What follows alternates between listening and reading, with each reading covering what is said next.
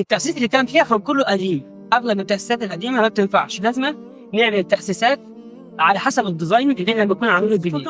طبعا كل التأسيس الجديد ده هيبان معايا في فينش بعد فينش ناش.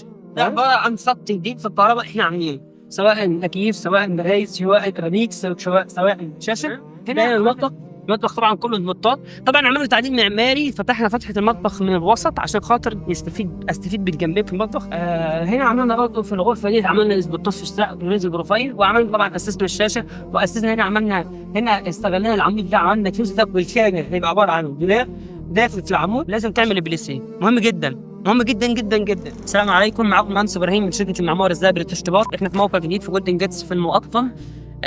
طبعا احنا هنا في الموقع بتاعنا خلصنا السيراميك، وخلصنا مرحله تعبئه الكهرباء، وخلصنا فرش الكهرباء كمان. طبعا مهم جدا انك بتفنش الكهرباء قبل ما تفنش النقاش، علشان خاطر يبدا النقاش يشتغل على التجربه بتاعه الكهرباء بتاعتنا. طبعا احنا هنا عاملين تعديلات كتيره في الشقه دي، حابين يشاركوا فيها. لو جيت بصيت لازم تعرف ان اي مونه او اي تفسير ده عباره عن خط جديد في الكهرباء احنا عاملينه، سواء تكييف، سواء برايز، سواء كراميك، سواء شاشه. هنا عملنا الشاشه، فعملنا برايز على الواطي وبرايز على العالي. تمام، عملنا 2 اباليك، دول طبعا هيعملوهم في التصميم استريبات بديل خشب.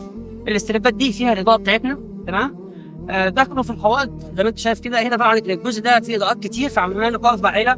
طبعا العلب دي مش معموله خالص، العلب دي كلها ليها فوائد لكل اضاءه في الفلسفه. لان الفلسفه عندي 3 نجفات كبار، وعندي الطاقه دي بتخدم معاها طاقه الفلسفه، وعندي زي ما بنقول 20 الفلسفه بالكامل، في ليد في بروفايل، وفي اسبوتات. طبعا الليد في البروفايل ده شغال، بس الكهرباء في الكومباوند قطع معانا. لو الكهرباء شغاله كنا زدنا طبعا الليد في البروفايل والاسبوتات كلها قطعيه اكتر معاكم ان شاء الله. في الفينش الاخير الكلام ده كله هيبان معاك. طبعا الدكتوره بتاعتنا عندنا برضه فيها ليد بروفايل واسبوتات. تمام، ده المطبخ طبعا كله سبوتات. طبعا عملنا تعديل معماري، فتحنا فتحه المطبخ من الوسط عشان خاطر استفيد بالجنبين في المطبخ، يديني اكبر قدر الامكان وحاجات اقدر استفاد بيها في المطبخ. طيب هنا دخلنا على غرف.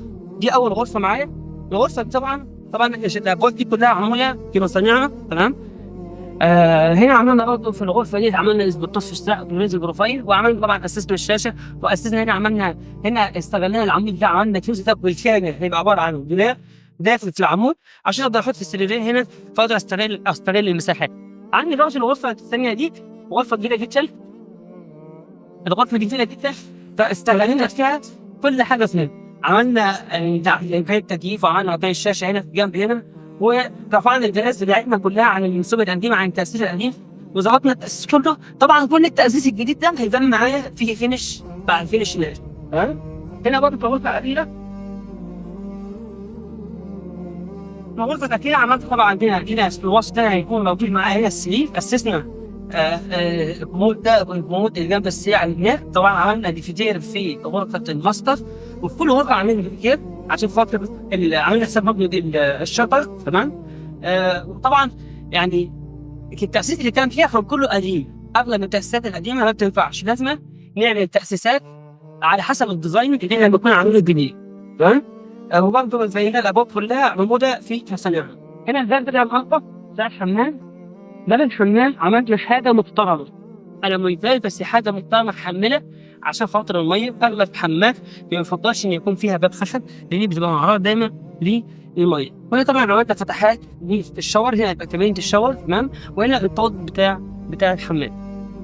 ان شاء الله باذن الله انتظرونا لما نشطب النقاشه، هنعمل فيديو ليها نهائي التسليم ان شاء الله بعد النقاشه والديكوريشن ان شاء الله باذن الله. لو بتشطب المنتال لازم تاخد بالك من حته مهمه جدا، هي البليسيه. لازم تعمل البليسيه، مهم جدا مهم جدا جدا جدا. يوفر مساحه، يحمي لك كل حاجه من افضل من انك تعمل اللي هو السلك اللي هو جرار، اللي هو عباره عن ضرفه جرار بتتحرك معاك. البليسيه ده جميل جدا انك تيجي تعمل المونتال. دي الحاجه الثانيه، لما تيجي تعمل قطاع المونتال لازم تعمله دبل بيبقى قوي معاه، قوي جدا كمان. سواء بقى تشتغل بي اس بي، تشتغل تانجو، تشتغل جامبو، اي حاجه تشتغلها لازم تخلي القطاع عباره عن الزجاج بتاعه يكون دبل، بيبقى اقوى واحسن وافضل ان شاء الله. السلام عليكم ورحمه الله وبركاته.